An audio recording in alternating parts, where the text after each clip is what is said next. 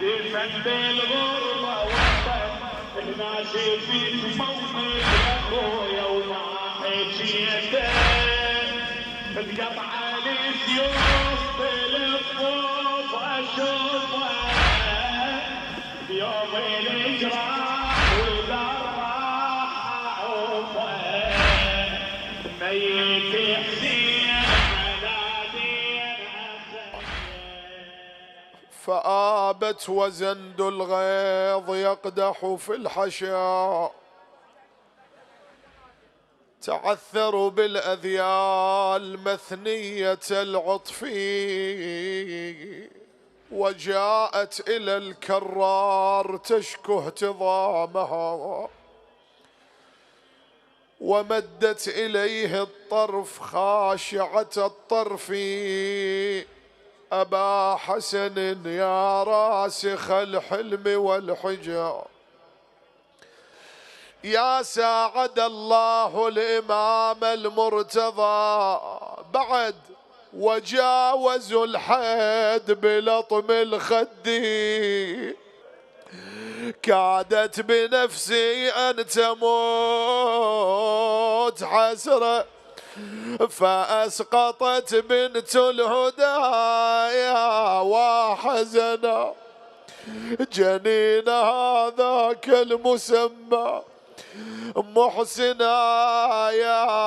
يا قلب ذوب وهل يا دمعي يا دمعي على الصاحة يفض انكسار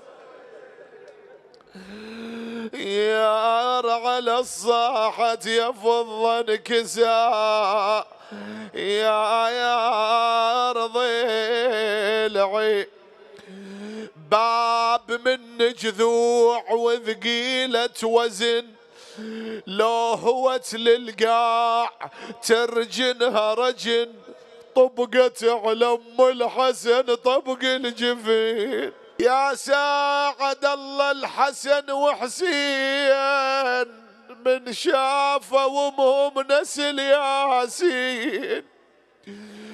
صاحوا ويا يمه وين تردي الخدي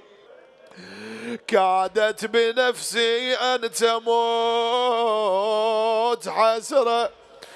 فأسقطت بنت الهدايا وحزنا جنين هذاك المسمى محسنا يا قلب ذوب وهل يا دمعي يا دمعي على الصاحة يفض انكسار يا